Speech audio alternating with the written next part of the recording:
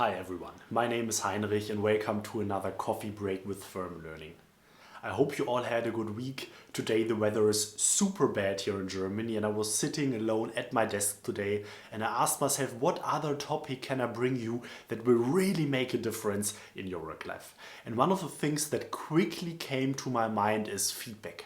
How to actually give good feedback that is received well and actually valuable for the person who receives this.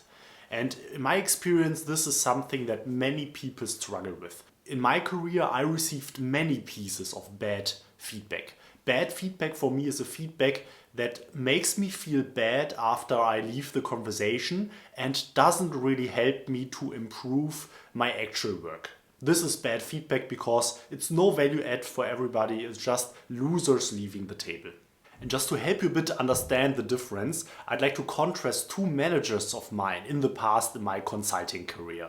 One manager, there was a situation where I was creating a PowerPoint document and he was reviewing it, as it pretty much happens every single day in consulting. So he was going through the pages and then there was one important page and we were sitting together and he was saying something like, yeah, I pretty like this, probably we can change this and let this be shown a bit differently and let's change the text here a bit. And then he was basically doing it on the piece of paper and giving it to me and thank you, please improve. And that was for me okay. In the beginning he said he was fine with it. I mean, he pretty much changed the whole page afterwards, but it was okay. I knew what was happening and I kind of took his points and thought myself, how can I improve in the future, right? This being contrasted with another manager, pretty much same situation. I was working on a deck, he was reviewing it, and he was looking at a page and pretty much just saying, Heinrich, this is complete garbage, please do that again. And what is the impact on that of me? Of course, I feel bad. I feel like I created garbage, which of course nobody wants to create. And it also didn't really help me to know how I can actually improve it and make it better. And I hope just taking this as a starting point, it becomes clear that how you deliver the feedback really makes a difference. And it can either help somebody build him up and help him to make a better work next time, or it can leave somebody just hurt and without any clue on how to improve the job. If you're in the early years of your career, you might ask yourself, well, why do I actually need to know how to give feedback anyways? Isn't it just the others who will give feedback to me in the beginning? And while this for sure might be true, usually there are several instances where you can use this, right? Often pretty early on, you at some point get maybe an intern you work with, and then you would like to give feedback to the intern. Or also many organizations, if you actually do a feedback session with one of your managers, of course, in the beginning, you get the feedback from the manager, but then usually there's also an opportunity where you can get feedback to the manager, right? Because the manager wants to improve as well. Yes, this does depend on the culture, if this is actually something that happens, but in many organizations, this is how it's done. And before, I'd like to give you a framework on how you can actually structure and deliver your feedback in a constructive way. Let me make two preliminary remarks, which I believe are really crucial to the whole feedback thing, right? And the first thing is that you need to distinguish the person from an action or a task. I believe that it is almost never helpful and constructive to say, you are a bad person, you can't do it, you are not ready for the job, right? Because things like that I wouldn't even consider feedback. This is pretty much just an insight that is about to just bring that person down and is not helping that person at all. If you would like to get feedback, never directly related to the person, but make it about the work or an action of the person. Don't say you did a crappy job, but rather say the document that you created, the work that you did, just didn't met the expectations. Or the thing that you did in that specific meeting or in that specific instance, from my perspective, isn't right for these reasons, right? So always talk about actions or the work, but never talk about an attribute of the person itself. Don't criticize the character of a person, because this is not giving feedback. This is just being offensive. The second general remark is that you should always be aware that what you're saying is your perception, your personal perception. And for two reasons. First, for yourself also you need to realize that your perception is subjective, right? So it's your opinion due to all the things that you have in your head and the way you were educated and raised, that you believe a specific thing to do is wrong or doesn't work.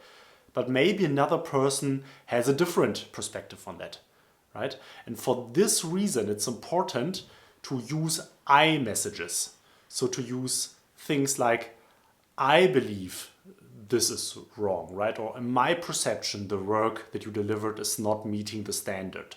Don't just say it as a general rule of nature that the specific things that another person does are wrong or are not working or whatever, but rather make it clear that this is your specific perception.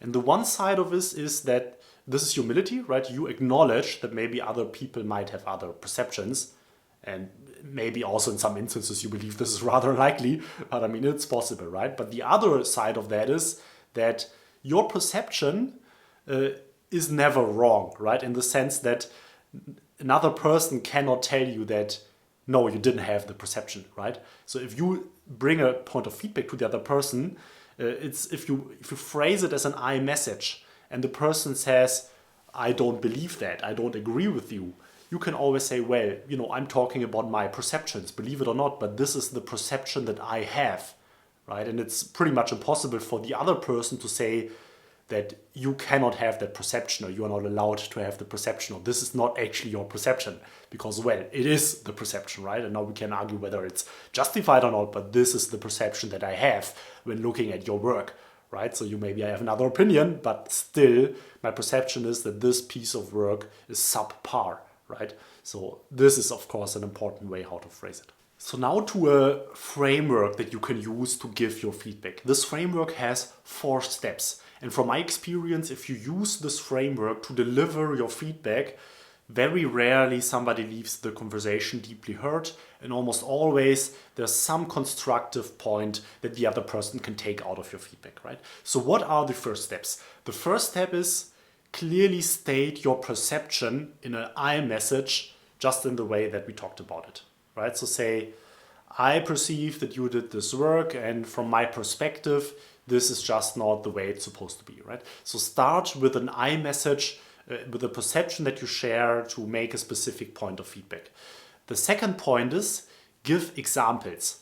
So name specific instances where you observed the things that you would like to talk about, to make it tangible and to not make it just an assertion, but rather something based on facts. So say, for instance, when I looked at the document that you handed over to me, I saw that you wrote this thing in this specific way, which in my perception isn't good for these reasons, right? And now this is the third point. Tell the person why you believe that a certain action or a certain behavior or a piece of work that the person completed is maybe not good, and tell him why this is actually relevant. Why is it important that the person does it in a specific thing?